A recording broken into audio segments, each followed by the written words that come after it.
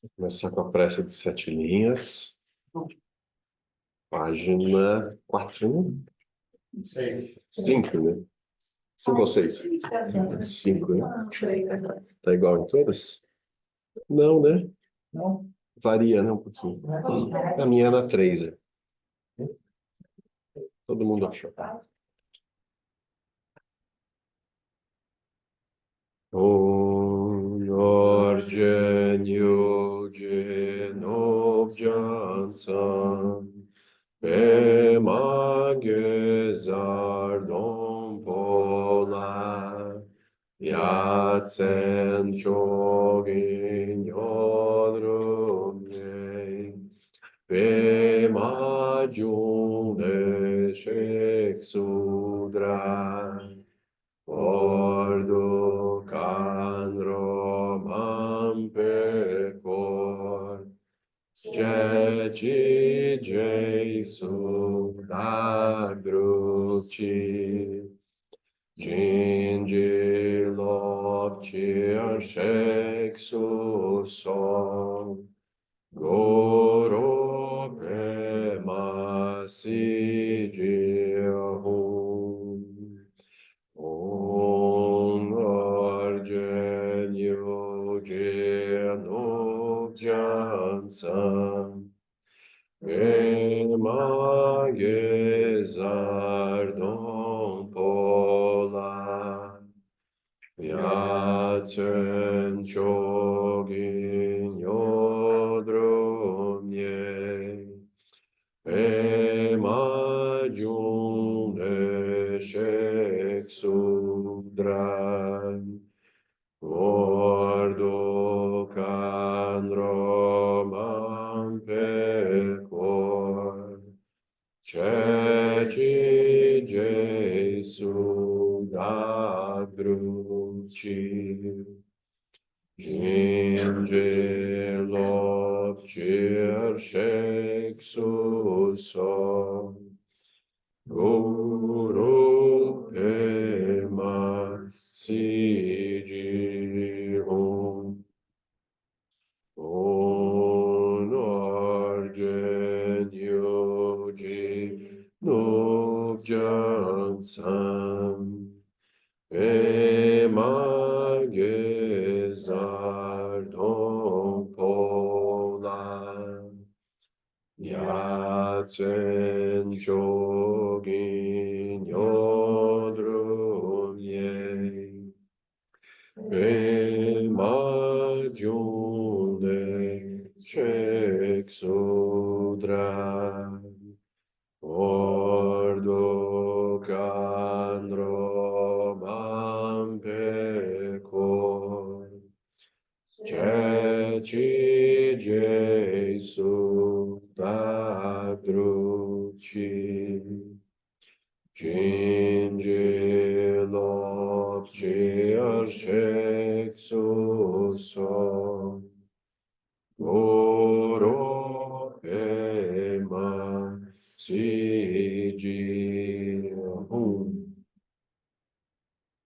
Refúgio Bodhicitta. Sanje Chodan Sochi Chodam La Jancho Bardo Dagni Chapsuchi Nagi Jinso Jipe Sonanchi Drola Pentir Sanje Drupasho Sanje Chodan Sochi Chodam La Janchu Bardo Dagni Chapsuchi Nagi Jinso Jipe Sonanchi Drola Pentir Sanje Drupasho Sanje Sochi Chonam La Chancho Bardo Dagde Chapsuchi Dagi Jinso Jipe Sonanchi Drola Penchir Sanje Dropacho. Prece aos 3 Kayas do Lama. Página 4 ou 6 ou 7.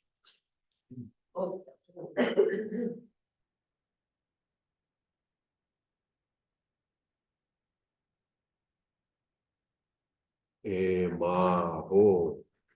No reino puro do espaço básico dos fenômenos, livre de elaborações, na esfera da natureza dos fenômenos, além dos 3 tempos, além do princípio e do fim, está a corporificação de suprema bem-aventurança, espontaneamente perfeita e completa, além de qualquer sentido de algo a ser feito, presença semelhante ao céu, sem preconceitos ou inclinações.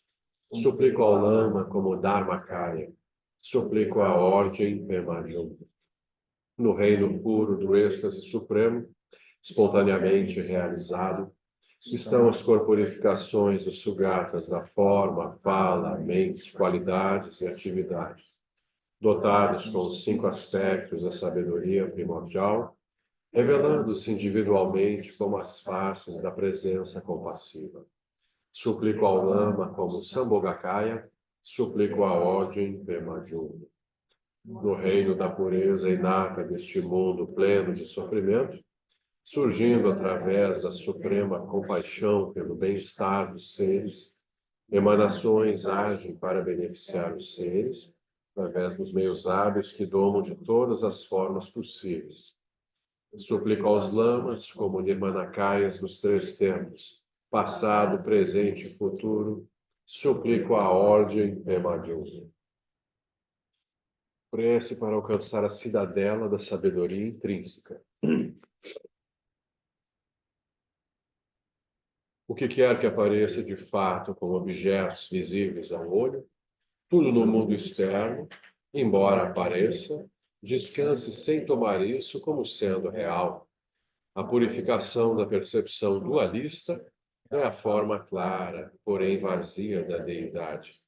Suplico ao Lama do desejo e do apego naturalmente liberados, suplico a ordem Pemajumba. O que quer que ressoe de fato com objetos perceptíveis ao ouvido, todos os sons percebidos como agradáveis ou desagradáveis, descanse na união do som com a vacuidade, livre do pensamento especulativo. A união do som com a vacuidade, além do princípio ou do fim, é a fala dos vitoriosos. Suplico a fala dos vitoriosos, a união do som com a vacuidade, suplico a ordem Pemajumba. O que quer que surja de fato com objetos na imaginação, não importando quais pensamentos surjam dos 5 venenos emocionais, não permita que sua mente os antecipe, siga-os ou se entregue a eles. Ao permitir que esse movimento descanse em sua própria base, você é livre do Dharmakaya. Suplico ao Lama da sabedoria intrínseca naturalmente livre, suplico a ordem Pemajumba. Externamente, há a pureza das coisas percebidas como sendo objetos externos. Internamente, há a liberdade da natureza da mente, percebida como sendo sujeito interno. Entre esses, há o reconhecimento da verdadeira face da lucidez total. Através da compaixão dos Tathagatas dos 3 tempos, possa-me ser concedida a bênção que liberta meu fluxo mental. Boa noite. Bem. Que alegria estar aqui. Muito bom, né? Novos membros, né? Entende?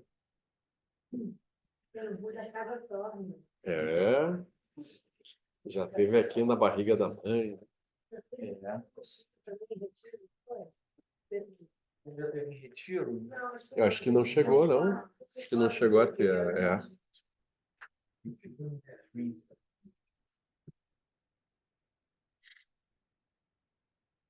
Muito bem.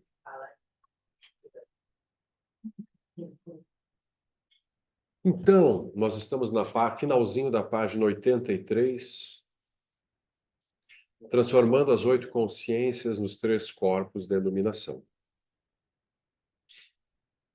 Esse lugar, então, Lama está descrevendo, é um lugar sem bolhas, o construtor das aparências. Esse lugar eu vou chamar de Dharmakaya. Então, vocês vejam, porque eu vi uma bolha, eu localizo o lugar de onde a bolha surge. Eu não vou pensar que essa bolha é uma bolha primordial, incessantemente presente, infinita, indestrutível, que existe desde sempre. Não é. Ela foi criada. Então, se ela é criada, tem um lugar que origina bolhas. E aí eu vejo. Esse lugar ele não é uma bolha, mas ele produz as bolhas. Então, quanto mais intimidade eu tiver com esse lugar que produz a bolha, mas não é uma bolha, mais eu avancei na prática. Progressivamente, nós vamos purificar a experiência de encontrar uma bolha com a experiência do lugar de onde a bolha brota. Esse lugar onde a bolha brota é o Dharmakaya. Eu vou tomar refúgio em Dharmakaya, pessoal. Eu passo a olhar as coisas a partir desse lugar que sempre vê. Olha, aquilo ali é uma bolha, aquilo lá é uma bolha, aquilo lá é uma bolha. Eu estou em um lugar que é livre daquilo. Está certo que eu posso começar a gerar hostilidade às bolhas, mas isso é uma outra bolha. Aí nós vamos purificar o lugar de hostilidade às bolhas. Não tem nenhuma hostilidade, tem a beleza do surgimento de realidades e outras realidades e outras realidades. A gente olha as fotografias do Rio Antigo, bolhas de um tipo. O Rio um pouco mais para cá, assim. O Rio das manifestações dos 100.000, 1968, que vocês ainda não eram nascidos, nem todo mundo, né? E aquilo veio. Não é Ângela? Ângela estava lá, com barrinha no cabelo assim, vestido longo, todo florido, flores na mão. Ângela Merice estava lá, né, no dia do retiro. Você tinha 11 anos? Ah, mas já estava lá. Era um tempo maravilhoso, que parecia que tudo era possível, não era? É assim. Isso são as bolhas. Aquilo surge como uma bolha, paira e cessa. E tem outras bolhas que surgem, pairam e cessam. Maravilhoso isso. Então, a gente vê essas bolhas. Aquelas pessoas viviam aquilo, aquilo parecia a realidade completa. Tudo parece a realidade completa quando nós estamos dentro de uma bolha. Mas agora nós estamos olhando de um lugar que vê as bolhas ocorrendo, se sucedendo. E nós vemos como elas surgem, como elas brilham, como que a energia impulsiona e como as identidades surgem junto. Esse é um lugar livre que faz surgir. Surge e sustenta por um tempo. Então, isso é Dharmakaya. E como eu estou acessando o Dharmakaya, eu acesso o Dharmakaya não porque eu esteja vendo o infinito, a clara luz mãe, mas porque eu estou vendo a bolha confusa. Nós precisamos dessa capacidade de olhar para a confusão e ver o infinito, dentro da confusão. Se eu tiver que primeiro abandonar a confusão e chegar a um estado luminoso, para só então ver o aspecto último, eu estou com um problema. Eu preciso ver o aspecto último na aparência comum. Então, esse é o ensinamento sobre as 8 consciências, na conexão com os 4 corpos da iluminação, sendo que o primeiro é o Dharmakaya, o que eu vejo a aparência comum, eu adivinho o estado livre que produz as aparências comuns. Isso é Dharmakaya. Mas a gente precisa contemplar isso, pessoal, tornar isso uma prática. Para deixar a coisa mais assustadora, essa é a prática que a gente faz antes de morrer. Instrução de Guru Rinpoche para a proximidade da morte, antes de morrer, no mínimo antes de morrer, se não conseguir fazer bem antes. Porque aí, quando nós estamos nos aproximando e as aparências começam a surgir, as aparências da morte, nós vemos as aparências e localizamos Dharmakaya. Crucial isso. Não é porque eu vejo o Buda luminoso, é porque eu vejo a confusão. Quando eu vejo a confusão, eu vejo o Buda. Porque o Buda é a natureza luminosa que produz as múltiplas aparências. Então, é Dharmakaya. Olhando as múltiplas aparências surgidas, nós vemos o Buda. Isso evolui para a expressão que diz: o universo inteiro aponta para o Buda. O universo inteiro é a manifestação do Buda. Então nós vemos Dharmakaya. Só que para vermos Dharmakaya nas aparências comuns, tem uma explicação aqui. Essa explicação é o meio hábil. Esse meio hábil brota do próprio Dharmakaya. Ele permite que a gente converta a confusão, que não estava clara, em Dharmakaya. Então, esse primeiro aspecto, corpo de sabedoria do Buda, Dharmakaya. Então aqui o Lama faz uma introdução muito interessante, né, por um outro meio.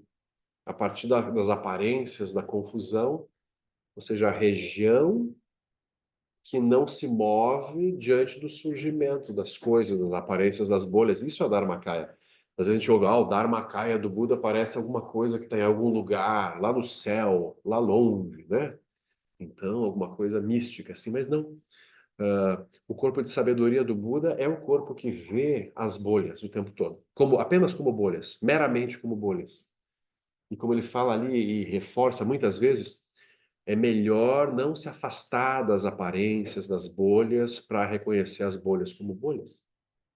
Porque às vezes no caminho espiritual dá a impressão, né, que a gente tem assim então que gerar um processo de purificação, de isolamento ou de construção de uma realidade linda, maravilhosa, toda bem decorada, né, toda assim, estilo espiritual, para daí, enfim, acessar, né, a realidade última.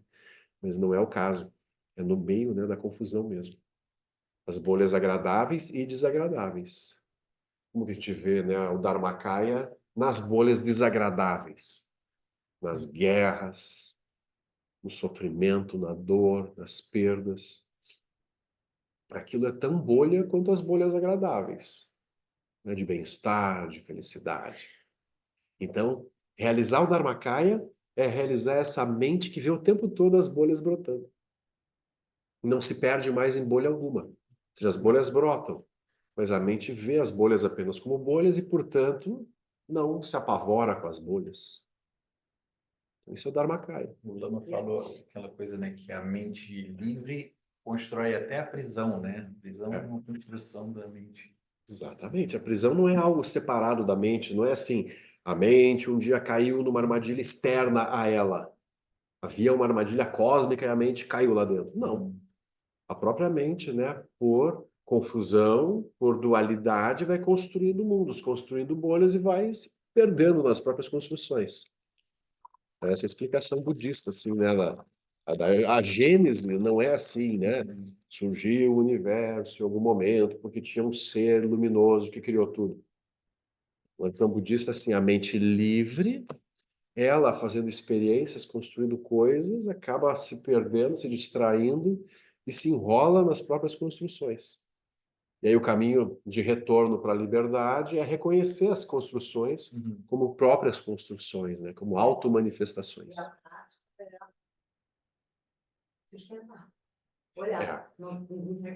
A gente treina, né, assim, localizar as bolhas através de Prajna Paramita, né, da sabedoria discriminativa.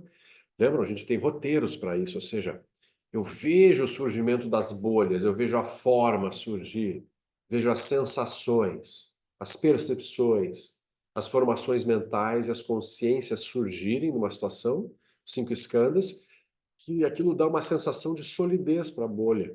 Sim, eu tenho um corpo, está acontecendo isso, eu estou vendo, eu estou sentindo, eu estou percebendo.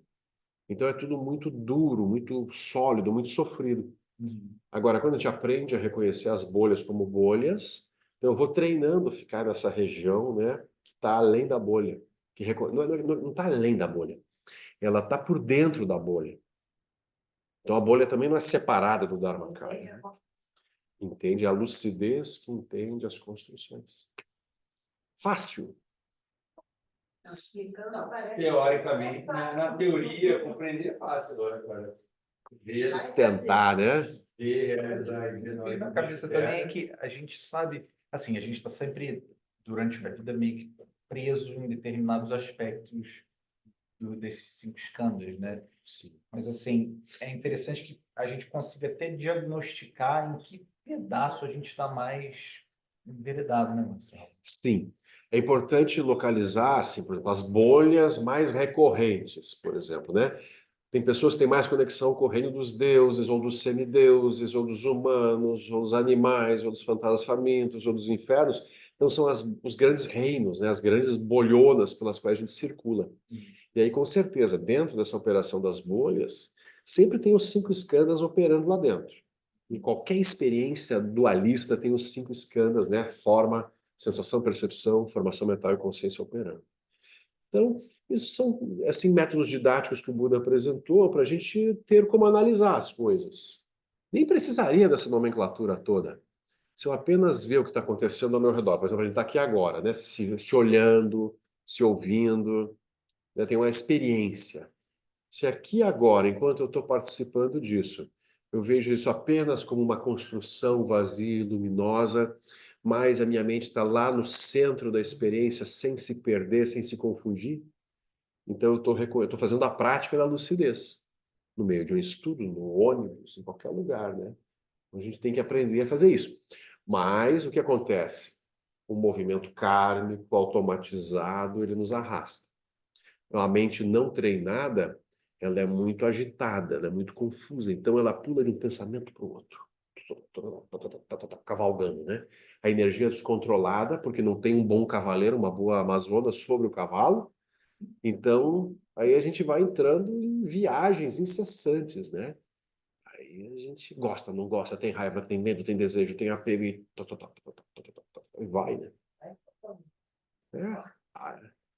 É tipo assim, tá mais para Ghost Riders in the Sky, assim, né? Tipo aquela coisa, né? A gente está cavalgando cavalos fantasmagóricos atrás de um rebanho fantasmagórico. Olhando agora. E tá sofrendo, né? Coisa aí, aí.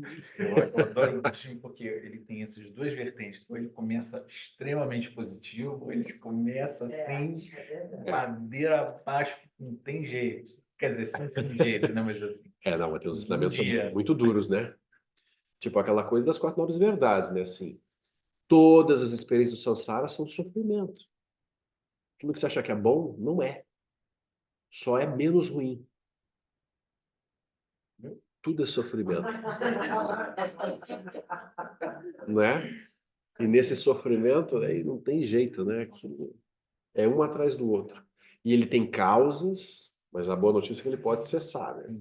Mas quando a gente fala realmente da verdade do sofrimento, aquilo é meio desagradável, né? Fala dos 6 reinos, do sofrimento dos seres, de como aquilo não tem fim, de como que eles vão gerando mais, querendo alcançar felicidade, eles geram mais causas para o sofrimento. A gente vê isso, né? Os povos fazendo guerras, por exemplo. Eles acham que eles vão alcançar um benefício, uma felicidade se eles vencerem os oponentes. Aí eles vão comemorar a vitória e aquilo vai ser, enfim, a solução dos problemas deles. É uma loucura, né? Porque violência só gera mais violência, mais violência, mais violência, né? Então, né, por ignorância, a gente se afunda no sofrimento do samsara. Esse é um ensinamento bem duro, né? Ou mesmo nós, assim, de uma forma mais, assim, não tão agressiva, a gente constrói vidas e apartamentos e carros e identidades profissionais e coisas legais e viagens e etc. Aquilo tudo ali não leva a nada, né? A gente gasta a maior parte da vida, né, se dedicando para estabilizar essas condições favoráveis, que não são estabilizáveis. Então a gente está sempre assim, né, tentando manter o equilíbrio em cima de uma corda bamba. A gente vai cair, fatalmente vai cair. A gente vai tentando arrumar, assim, sabe? Organizar para funcionar direitinho. Para a gente daí, agora... É bom assim. Fica assim, né? O Lama tem falado do terra no avião, né? O elemento terra. Exatamente. O terra no assoalho do avião, por exemplo. E a mesma coisa na vida, assim, a gente acha, agora tá tudo conta paga, os filhos criados, Outro cinto de segurança, né? É muito bom essa cinto de metáfora, né? segurança, tem airbags, qualquer coisa, né? Tem uma sensação de segurança. E aquela coisa, né? A gente pensar numa forma mais ampla, nós estamos aqui, né? Flutuando no mar de lava, nas placas. Eu adoro Esse é essa, o né? approach. Das placas tectônicas, né? Daqui a pouco elas se chocam e nem precisa vir meteoro, só o que já tem aqui é o suficiente. Os vulcões vão expelir cinzas que vão cobrir totalmente a atmosfera, o sol não vai entrar e vai morrer tudo e todo mundo. Menos o almirante. Menos o Abirate, né? Porque lá o sol vai bater, né, incessantemente até o final dos tempos. O sol brilha eternamente. Então, mas é dura essa constatação, né? Mas a gente olha para isso, é só uma bolha também. Porque essa mente que se manifesta como ser humano no planeta Terra, nesse tipo de momento, assim, condição, isso é só uma bolha também. A mente, ela sempre pode migrar para infinitos reinos e bolhas, e que não é a única opção de manifestação também, né? Então, nada está perdido, apesar das coisas serem muito sofridas. A gente tem que comprar aquele negocinho de bolha para... Né, Nick? O Lama, Recebe. no retiro, o Lama vinha chegando e a Nick ficava soprando as bolhas. Aquilo foi muito bom, Só o Lama tem que aceitar isso. Não é? Tem que ser um lama cabeça aberta, assim, né? Lama, Um lama aquariano moderninho. Aí. Você ia adorar. Também, essa sagitariana ia dar risada. Então, mas isso, então, pegaram assim o conceito do Dharmakaya, né, nessa explicação, assim, ou seja, a mente que vê as bolhas brotando, surgindo e não se perde nas bolhas.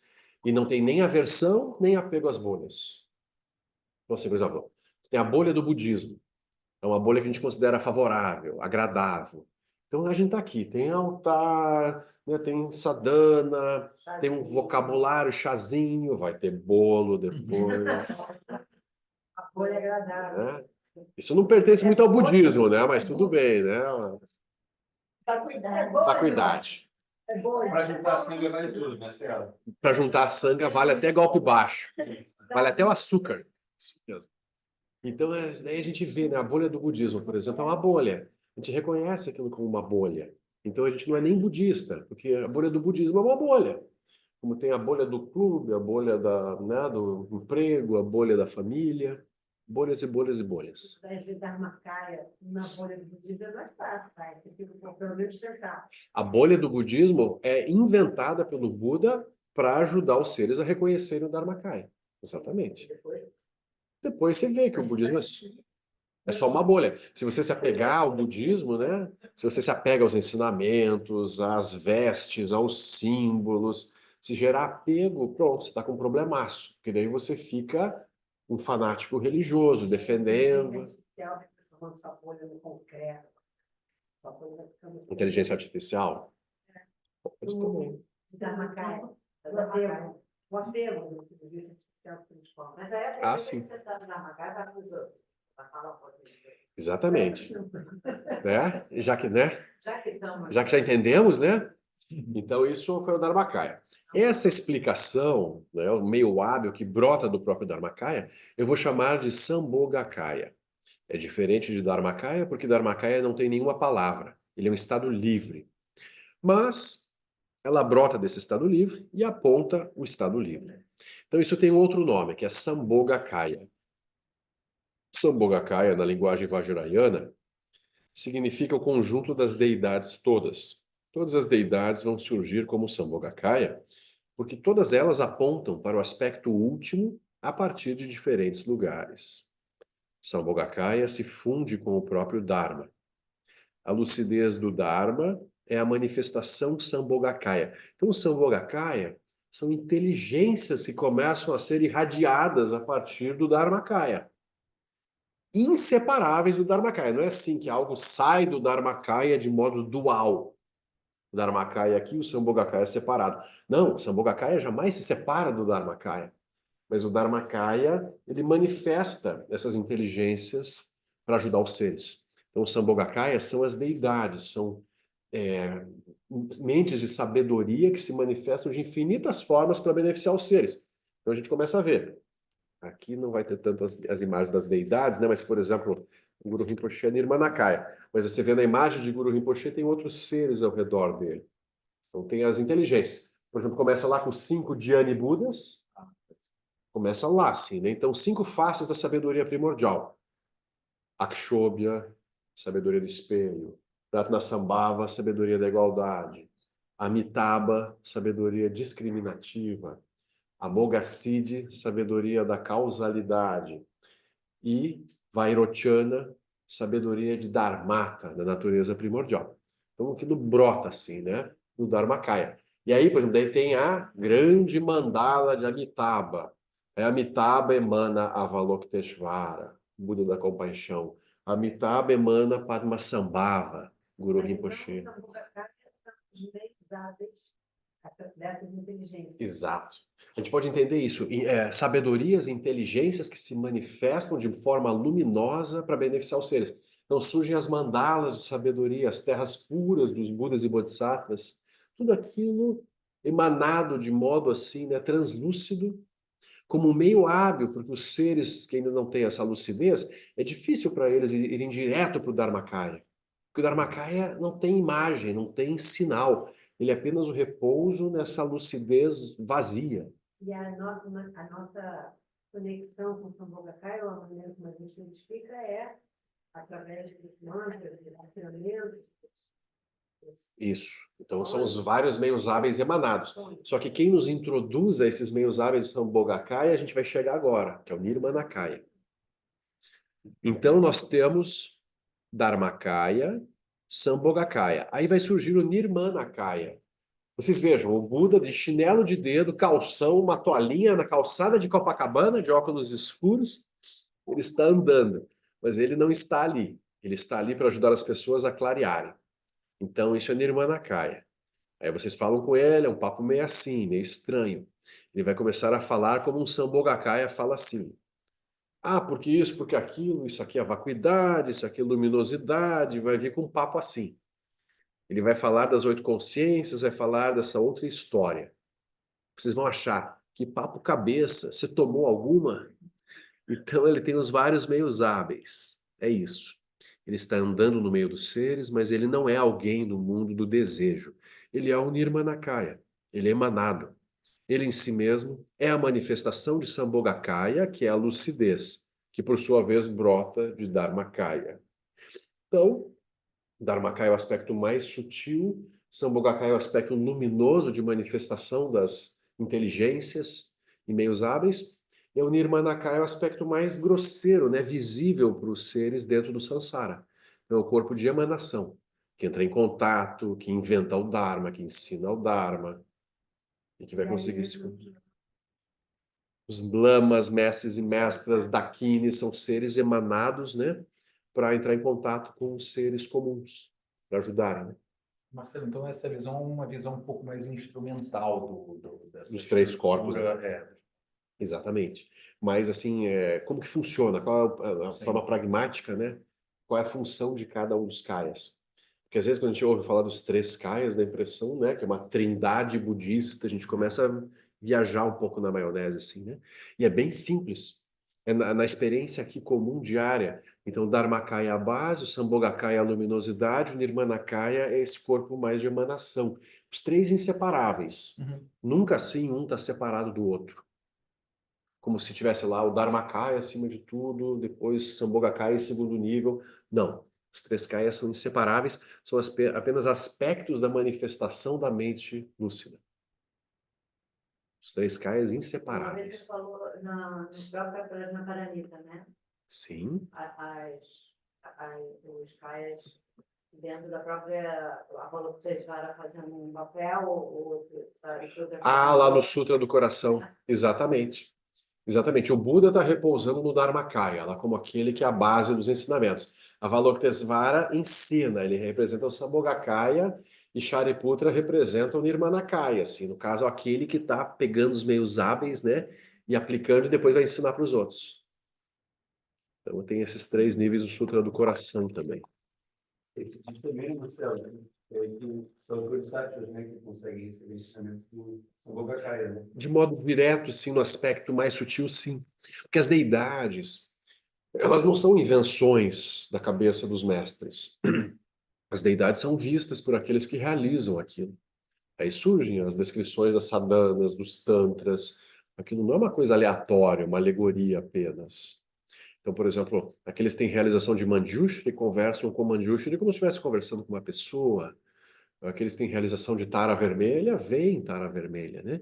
Inclusive, quando alguém pratica uma sadhana vajrayana, a pessoa entra em retiro, recebe uma iniciação, aí vai fazer aquela sadhana diariamente, muitas e muitas horas. Então, um dos sinais mais elevados da realização é sonhar com a deidade, ou, no caso extremo, né, de realização, é conversar com a deidade mesmo. Então, isso é como os mestres escrevem, né? Ah, isso é alegoria. Não é alegoria.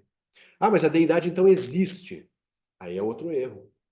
A deidade existe de modo separado dos seres sencientes, de modo dual? Também não. Aí vai ficando complicado. Porque como então, se aquilo é não dual, a deidade então está na minha cabeça, na minha mente? Sim, mas também não é só isso. Porque a deidade se manifesta para incontáveis seres. A deidade não surge na minha imaginação apenas. Incontáveis seres podem acessar a mente da deidade e realizar, né, a sabedoria da deidade. Então, que nem no grupo alguém perguntou lá, ah, mas o Dalai Lama é uma emanação de Avalokiteshvara? Sim, é uma emanação de Avalokiteshvara, assim como qualquer um de nós pode se manifestar como uma emanação de Avalokiteshvara. Se eu copiar a mente de Avalokiteshvara, eu sou uma emanação de Avalokiteshvara do mundo. Não é assim que tem uma emanação. Então, Avalokiteshvara é de uma outra forma, né? Por exemplo, assim, o Avalokiteshvara nasceu no corpo do Dalai Lama. Isso é uma visão dualista, é uma forma grosseira de falar. Né? Aquela inteligência de Avalokiteshvara, ela está disponível para qualquer ser acessar em qualquer direção. E não só aqui no reino humano, em qualquer reino, em todos os universos. É a lucidez, né? Para acessar aqui na mente da compaixão inseparável da vacuidade, como ele manifesta no Sutra do Coração. Então a gente começa a entender melhor as deidades, como inteligências que podem ser acessadas, meios hábeis, que a gente pode acessar para ajudar os seres, né, em meio ao mundo. Então, quando alguém fala que tal mestre é uma emanação de Dorje-Drolo, você começa a entender. Ah, então ele renasceu como a partir de Dorje-Drolo, o Dorje-Drolo entrou num corpo, assim, invasores de corpos, uma coisa assim, né? Não é isso. Aquele mestre, através da prática dele, tem uma conexão já de vidas com a inteligência de Dorje-Drolo e ele manifesta, né, aquele tipo de mente em meio ao mundo. Usando os instrumentos do Dharma, ele atingiu esse posicionamento. Exatamente, através da prática dele, ou seja, ele copiou a mente de Dorje-Drolo muitas vezes, assim, a partir das sadhanas, dos textos, ele copiou, até que ele realizou aquilo realmente. Aí ele se torna uma espécie de manifestação. Dorje-Drolo é uma sabedoria irada, então ele vai ter um tipo de manifestação. Aí você pega, por exemplo, a Tara Branca, já é uma grande mãe amorosa. Avalokitesvara, pacífico, compassivo, não importa o que você faça. Manjushri, focado na sabedoria que corta a confusão, mental, assim, completamente focado. Cada inteligência dessas tem uma função. Então, o Guru Padmasambhava manifesta 8 emanações principais. Cada uma tem um meio hábil. Isso é interessante, né? Porque para seres com enroscos diferentes no samsara, tem inteligências diferentes que ajudam os seres a se desenrolarem, né? Estamos enroscados. Marcelo, e assim, o Lama tem uma conexão especial com Amitabha, né? Assim, pelo Shaggy do Rinpoche ou A linhagem Nyingma, geral. a linhagem Nyingma, a família Lotus, ela é emanada de Amitabha. Toda a família Nyingma é família Lotus? Toda a linhagem Nyingma é A linhagem Nyingma, ela surge a partir... Veja, Padmasambhava é uma emanação direta de Amitabha. Então é sabedoria discriminativa que lida com o desejo. Só que a Amitabha não está relacionada só com a linhagem Nyingma. A Amitabha, por ser, vamos dizer assim, o Dhyani Buda que purifica a emoção perturbadora do desejo em especial, está muito relacionado ao reino humano. Né? Então ele aparece lá na linhagem Terra Pura, no budismo chinês e japonês. Então Amitabha, tanto que a Terra Pura de Amitabha, Sukhavati, é a mais fácil de ser acessada por seres humanos. Então os seres humanos têm uma conexão especial com a linhagem, com a família Padma, a família Lótus de Amitabha. Não que não tenha com as outras famílias também, mas tem esse, vamos dizer assim, caminho mais curto. E aí, se a gente pega outras linhagens, eles vão descrever como uma conexão com outras famílias ou não necessariamente? Todos têm conexão com a Amitabha. Você Todos. vai ver, todos eles vão trabalhar, por exemplo, com a prática de POA, de transferência de consciência com a Amitabha. Então, o budismo tibetano como um todo, ele vai estar muito conectado à figura de Amitabha, mas também não vai, obviamente, deixar de lado as outras. Mas tem essa conexão especial. Agora, realmente, a linhagem Nyingma, ela dá mais ênfase nisso. Não é dizer que as outras não têm, mas ela dá mais ênfase. Isso é bem interessante. Aí vão surgir. O Rinpoche pareceria mais assim, abogacível, meio irado, né? Assim, uma coisa assim. Sim. Mas ele é compassivo, né? A família Padma, a sabedoria principal é a sabedoria discriminativa, ou seja, ensina a Prajna Paramita, como entender as coisas. E foi isso que Guru Rinpoche fez. Ele o tempo todo ensinava como enxergar a realidade, né, da forma correta. Né? Então, isso é uma característica da família Lotus. Ela tem esse elemento fogo assim forte, né, um magnetismo sedutor de envolver os seres para que eles queiram entender a condição deles. Tara Vermelha também está na família Padma, né? E assim por diante. Mas o Lama tem uma conexão com Deus. Assim, o Lama, Assim ou ah, o Lama Santen, ele nunca falou isso especificamente. Ah, tenho mais conexão com isso, com aquilo, com aquele outro. Nunca ouvi ele falar. Ele fala assim. Mas o Lama, assim, veja, o Lama tem uma conexão muito forte com os ensinamentos da grande perfeição, assim, ou seja, completamente livres de construções e de sinais. Então, isso é Samantabhadra, direto, né? Kuntuzampo, Buda primordial, assim. A conexão do Lama foi por esse caminho. Ele não foi muito pelo caminho. O caminho Vajrayana ele atravessou, assim, ele conheceu, praticou, mas ele vai direto, né, assim, para o ponto último. Já vinha do Zen com isso, e no budismo tibetano, quando ele encontra o Dzogchen na grande perfeição, ele vê que aquilo converge, né?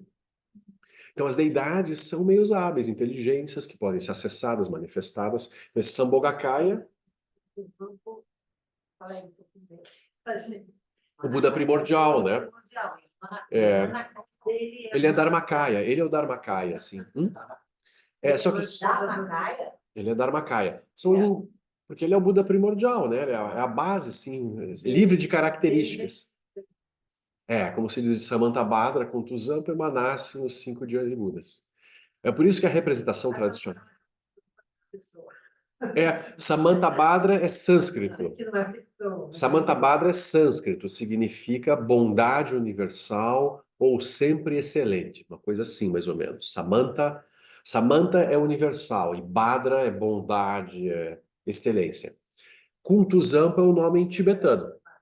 Aí ele está sempre inseparável da consorte, Samantabhadri ou Kuntuzamo, porque representa o aspecto vazio e luminoso inseparáveis.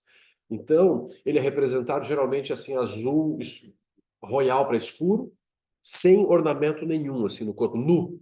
Nessa Mantabhadra aparece nu, assim. Então, as deidades do Sambhogakaya todas estão cheias de adereços. Os símbolos do Sambhogakaya, né? Então, tem coroa, tem joias, assim, todos representando habilidades, meios hábeis, características. Samantabhadra, ele repousa no espaço básico, ele não precisa de nada. Então, ele seria o Dharmakaya, assim, uma forma de representar o Dharmakaya.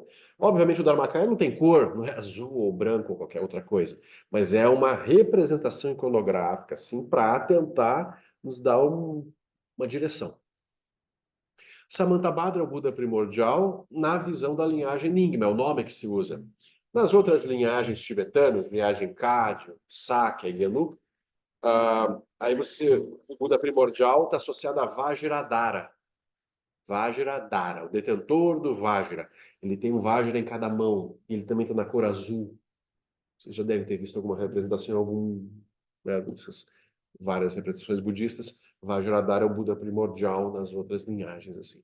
Então, gente, isso é tudo só nomenclatura. Obviamente, não tem alguém em algum lugar chamado Samantabhadra, né?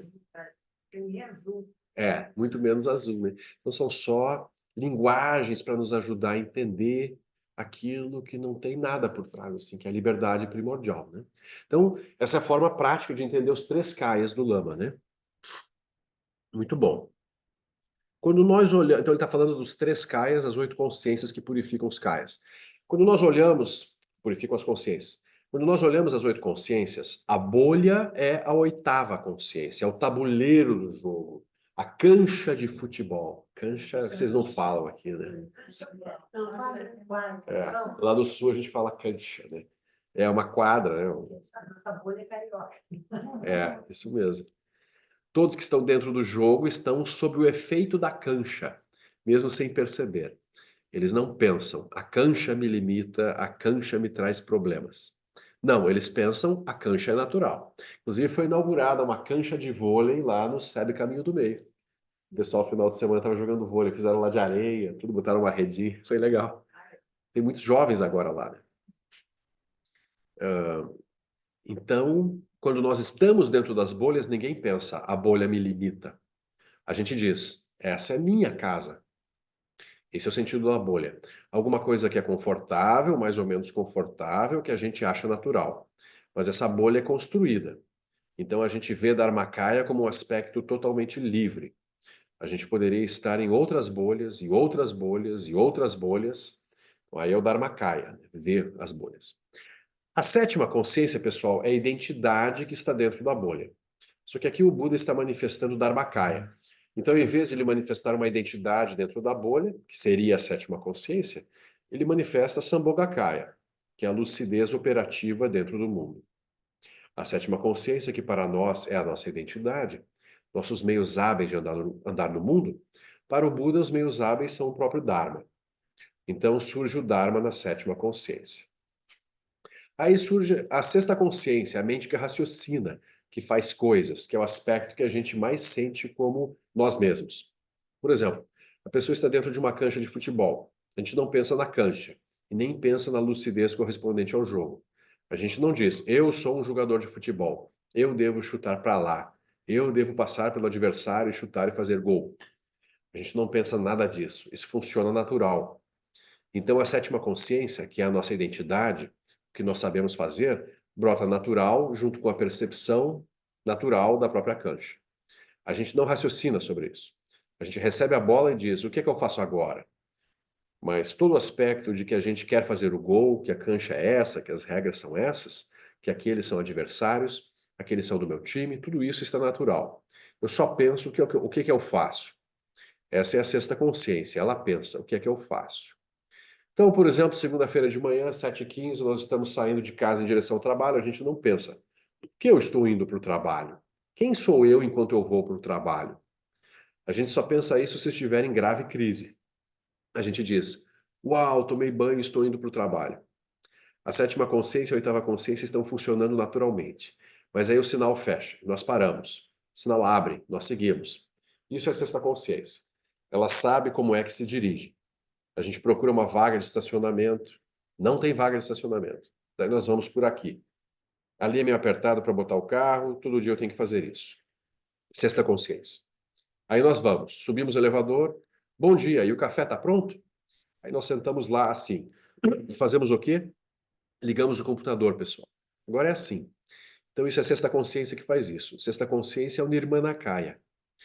O Buda, o que é que ele faz? O Buda de toalhinha, chinelo de dedo, olhando os seres, ele vai de algum modo fazer alguma coisa, onde ele estiver. Essa é a ação do Buda. Então a 6ª consciência se torna Nirmanakaya, o Buda em meio ao mundo. Mas a 6ª consciência é inseparável de olhos, ouvidos, nariz, língua e tato. Então o Buda andando de óculos escuros, chinelinho, olhando Copacabana, está operando com olhos, ouvidos, nariz, língua e tato. E se ele for esperto, deixou o celular, relógio, qualquer correntinha em casa, pessoal. É assim. E aí ele está andando e para onde ele olha, tudo faz sentido. Ele vê a vacuidade, a luminosidade, a identidade daquilo tudo fluindo, e isso em si mesmo é terra pura. É a perfeição natural de todos os surgimentos das mentes, de todos os jeitos, como aquilo vem. Então ele vai contemplando aquilo. Outras pessoas vêm e de algum modo ele vai ajudar, ele vai revelar isso, ele vai mostrar esse aspecto último que está em todas as coisas comuns. Esses são os três corpos. Então, pessoal, ninguém tem nenhuma desculpa para não praticar com uma toalhinha, chinelo, bermuda, um boné na praia de Copacabana. Tem as bolhas, as identidades, está tudo ali, o espetáculo completo. Não falta nada, não tem desculpa. Então, o mundo do desejo, o mundo da forma, o mundo da não forma, todos eles são isso. O Buda vai se manifestar nesses lugares, são os três corpos da iluminação. Dharmakaya, porque ele vê as bolhas. Sambhogakaya, porque ele tem a visão que descreve o meio hábil para ajudar a compreensão. E o Corpício, que é o jeito de ele operar no meio das circunstâncias. Então ele opera com olhos, ouvidos, nariz, língua e tato. Ele não está alienado. E isso é a diferença em relação ao mundo da forma. O pessoal do mundo da forma está lá parado, assim. Não fala comigo que eu estou iluminado. O Buda, ao contrário, falem comigo que eu estou iluminado. É diferente. Então, às vezes, usam a palavra tântrico ou ensinamento tântrico. Isso vem desse aspecto. Por quê? Porque todas as aparências servem como forma de praticar. Não tem aparência que não tenha em si mesma a bolha, a identidade e a aparência de olhos, ouvidos, nariz, língua e tato. Não tem nada que não possa ser focado e clarificado. Então aqui o Lama, né, ele explicou sobre as consciências. Então a oitava consciência, Alaya Vijnana, consciência substrato, é de onde brotam as aparências, né? Então ela é a base do surgimento do nosso samsara. O samsara é um pouco diferente para cada ser senciente, ou seja, a Alaya Vijnana de cada um é diferente, não é a mesma Alaya Vijnana. Então essa é a base. Aí, da base, brotam aparências, luminosidades e tem uma sensação de ser alguém lá dentro da bolha, né? Então, é a sétima consciência. A consciência aflitiva se traduz assim, né? Então, consciência aflitiva, ela é uma sensação de estar num corpo vendo coisas acontecendo lá fora. Isso gera sofrimento, apreensão, ansiedade, angústia. Essa é a sétima. E aí a sexta consciência, mente racional, que fica, né, processando os dados, arquitetando dentro da bolha. Agora eu vou pintar a bolha de branco, agora eu vou, né, mudar de bolha. Então a pessoa vai raciocinando por dentro do mundo e inventando coisas. A pessoa compra um container. Aí ela pensa, nossa, vou pintar esse container, vou lixar tudo, vai ser maravilhoso. Tá indo bem o container lá? O cara foi lixar? Não. Ainda não foi. Ela é longa, né? Ainda dá trabalho, né? Não, e a administração, né? Tem que estar lá, né, cara? É. Você percebeu? O Gui percebeu assim que a bolha do container dá trabalho, né? Tem que estar lá. 6 meses em contato com uma pessoa. Um dia eu chego lá, a coisa anda. Tem que estar lá. Marcelo, mas... Tem que ir empurrando. Você viu, né? É legal, tem que juntar pedreiro, cimento, pá, carrinho de mão, sai o negócio.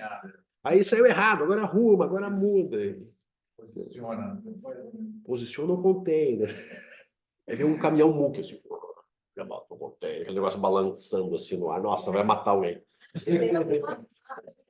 É bolha, tem, O terreno, não, o terreno tem uma inclinação, mas ele Um pouquinho. Ele vai pôr o container na parte mais plana do terreno, então só fez uma basezinha, né? Posiciona. Claro, aquilo é nivelado, pedreiro médio, nível, então tem que saber fazer isso. É todo um mundo, né? O mundo das construções. Então é uma bolha enorme. Pesado, essa bolha quadrada. Esse é um capítulo à parte. Mas A chegada do container. Como é que o container chegou? Num caminhão gigante lá, assustando todo mundo. Foi o último evento, né? Na época 90 do Dalai Lama no Brasil. 92. Tipo isso. É muito interessante, né? Então a gente vai criando bolhas e fazendo, né? Então, acesso da consciência é isso. Ela arquiteta, ela planeja, ela vai inventando moda. Como se diz, não inventa moda. E vai sair por aí tocando, decantando. Então, e aí tudo bem. Daí tem as consciências sensoriais operando. Olhos, ouvidos, nariz, língua e tato. Isso tudo é o modo de operar em meio ao mundo. Só que o Buda, ele opera a partir de Dharmakaya, Sambhogakaya e Nirmanakaya. Então ele não se perde nas consciências, ele não vê as consciências como algo real.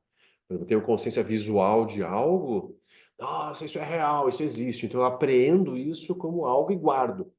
O Buda, ele tem consciência, a consciência visual para ele opera naturalmente livre. Ele não tem fixação aos objetos visuais. Ele sabe que as coisas podem ser vistas de infinitas formas. A gente leu isso aqui agora antes de começar. É. Tudo, o que quer que apareça de fato com objetos visíveis ao olho, tudo no mundo externo, embora apareça, descanse sem tomar isso como sendo real. Pensa, né?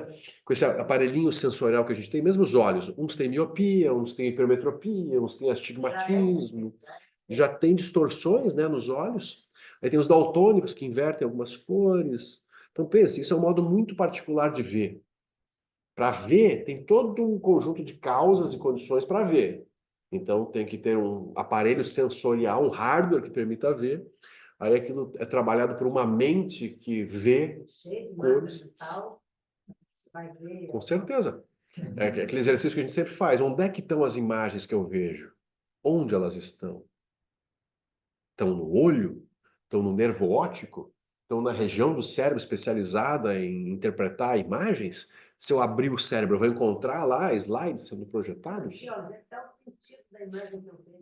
Ainda mais isso, né? A interpretação da imagem. Mas pensando na imagem física mesmo, né? Peraí, eles dizem que a imagem é invertida, né, na retina. Ela é colocada invertida. Então, o processador, uma hora tem que, né? Invertida nos dois eixos.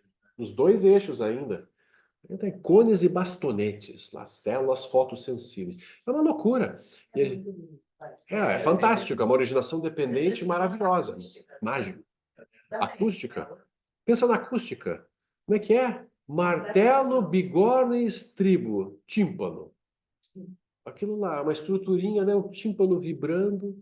Aí ossinhos, micro-ossinhos que estão conectados a nervinhos. Tem coisa que a gente escuta, tem coisa que a gente não escuta. Eu uso uma câmera hoje em dia que ela é uma câmera analógica bem grande assim, e você vê a imagem projetada num espelho, num despolido, e a imagem exatamente de cabeça para baixo invertida. Quando eu comecei a usar aquilo, eu falei, meu Deus do céu, eu tinha a tendência de quase virar a cabeça. Sim. Fala, espera aí que eu preciso ficar de cabeça para baixo. Você se acostuma com aquilo a um nível que você não... Vê direto. Você flipa a sua cabeça. É verdade. Você se acostuma com códigos, com coisas, né?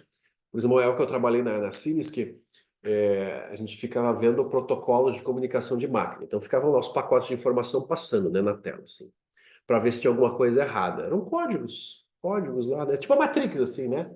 Como o código Morse, né? Que as pessoas Exato, sabem. código Morse, né? E eu vi aquilo passando, opa, aqui deu um erro, ó. Aqui peguei um erro. Eu sabia quem que tinha mandado aquele pacote de informação, daí para você identificar falhas no sistema.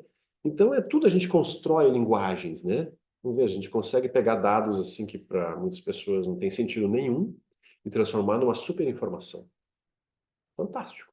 A gente capta a radiação eletromagnética do espaço e inventa teorias sobre o universo. A gente inventa buraco negro, matéria escura. Isso tudo é inventado pela mente dos humanos. A partir de radiação gama, X, etc., né?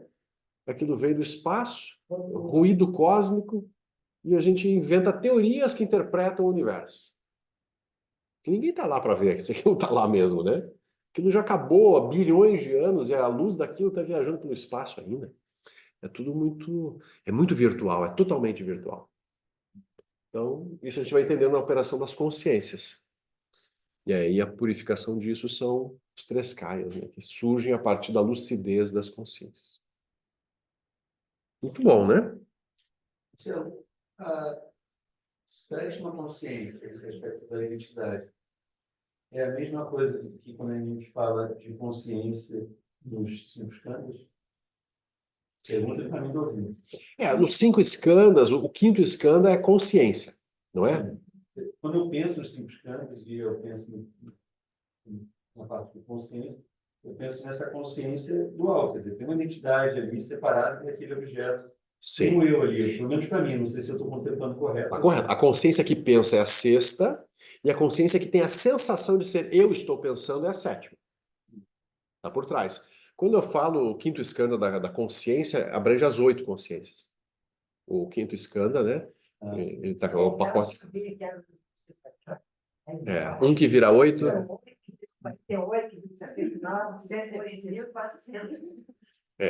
Assim, você vai. Interessante, porque quebrou um negócio. Eu estava vendo a sétima consciência, são as 8. Sim, as 8 estão dentro dos 5 skandhas. E quando você está analisando os 5 skandhas, é a sexta que está analisando para atravessar a sétima, na verdade. Quando você faz as análises, você quer se libertar da ilusão da sétima. Da oitava também. A sexta consciência é muito útil, porque ela é uma ferramenta. Por exemplo, eu entendo Dharma através da sexta consciência, ou seja... A criança nasce com essa sétima? Nasce, com certeza. Já nasceu porque tem. Mas a sensação de separação, né, quando é um bebê, ele se cobriu totalmente isso. Ele não tem clareza do reino humano. Não, mas lá dentro ele está sofrendo, ele tá tentando... Ele quer comida, ele quer calor, ele quer proteção, ele berra, ele faz alguma coisa lá, né? O hardware dele ele não permite fazer nada mais complexo. Ele gruda na mãe porque ele tem uma sensação de segurança, mas tem um eu desesperado aqui dentro querendo sobreviver. Todos os seres lutam por sobrevivência, né? A sétima consciência está fortíssima ali operando. Esse é o samsara, né? Corpos e corpos e corpos. Mas aí, no momento que a sétima conhece a sexta, eles começam a dialogar, né? Assim, até uma certa idade... Não, a sexta já está operando também. A sexta está operando desde o início. Só que ela vai sendo sofisticada. Essa fala interna com a mente, assim, parece que casa, né? Vai casando mais, vai ficando mais concreto. Vai, com certeza. O samsara vai ficando cada vez mais estabilizado naquele formato né? A criança ainda ela tem pouca clareza sobre onde ela está, né? No reino humano. Porque no reino humano tem essa coisa de nascer de um útero e ir crescendo até virar, né, um ser adulto. Em outros reinos não tem isso. Por exemplo, no reino dos deuses, ninguém tem uma gestação para nascer como um feto, alguma coisa, um deus pequeno, né? No reino dos deuses, o ser surge milagrosamente. O corpo está pronto. E começa a operar direto, a partir das 8 consciências. Assim como, por exemplo, à noite, quando você sonha, você simplesmente surge no sonho, num ambiente assim diferente. Então, é o que a gente chama de surgimento milagroso. Não, foi uma festa surreal, parece que eu estava sonhando. Mas o Alaya Vijnana é a oitava. Isso, é a base de tudo. Então, assim, tudo que eu vejo, esse cenário que eu vejo, montanhas, nuvens, céu, coisas, areia, mar, tudo isso surge no meu Alaya Vijnana por marcas mentais construídas. Esses lugares, assim, não existem, assim, vidas e vidas. Então, por exemplo, quando você entra num cenário virtual, com óculos virtual, com alguma outra coisa, então eles te jogam numa outra construção de mundo, não é? Para desaparecer coisas da nossa coisa, a gente tem que furar aquela bolha. Reconhecer a minha leve Vijnana como vazia. Ou seja, Rigpa, seja a mente lúcida primordial, é a mente que enxerga através de Alaya Vijnana, que assim, ultrapassa, né? A Alaya Vijnana é como se fosse o véu da ilusão. E aí a lucidez vê vê o véu apenas como véu. Não dá mais realidade para o véu. Não cai mais vamos dizer assim, no engano, no engodo do samsara. Por isso que se fala tanto no véu de Maia, no hinduísmo, né, no próprio budismo, na ilusão, né, que está diante da... O karma parece muito sólido, né? O karma esse é o modo de operar de Alaya Vijnana. Vão acontecendo coisas, uma coisa atrás da outra, que vai construindo outra e vai parecendo tudo real. Como quando você está dando um joguinho. A pessoa está jogando lá, se eu apertar esse botão acontece isso, se eu apertar aquele botão acontece aquilo. Eu vou indo, avançando por dentro do jogo, é um mundo ali dentro, né? É um cenário. E a nossa vida no reino humano é a mesma coisa. Você nasce, vai se especializando, gerando habilidades e vai indo, e vai indo, e vai indo até perder a vida. Aí renasce e retoma de novo o joguinho e tenta de novo, fase após fase, né? É a mesma coisa. Dramático. Seria cômico se não fosse trágico, né? Não, mas aí a gente senta lá e fica lá, armacaia. Tipo, naquela situação, só tentando enxergar a confusão, É isso aí. através da confusão. É isso aí, sorrindo para desgraças. A música Bogatai, Usa o Sambogacaia nessas inteligências, esses meios hábeis, assim, para enxergar através da confusão. Quando a gente está numa bolha de confusão, a gente pergunta, mas quem é esse que está aqui sofrendo, passando mal, porque, sei lá, perdeu o celular? Né? Que mente é essa que se aflige tanto? esse negócio fisga a gente, que é uma dica bem boa, né? Quando fisga a gente é porque tem uma região ali. De fixação, de apego, né, de identidade forte. Aí é a hora da prática. Mas geralmente a gente não consegue praticar na hora, a gente vai praticar depois que já sofreu um pouco. Às vezes aconteceu isso, né? Às vezes bateu em alguém, né?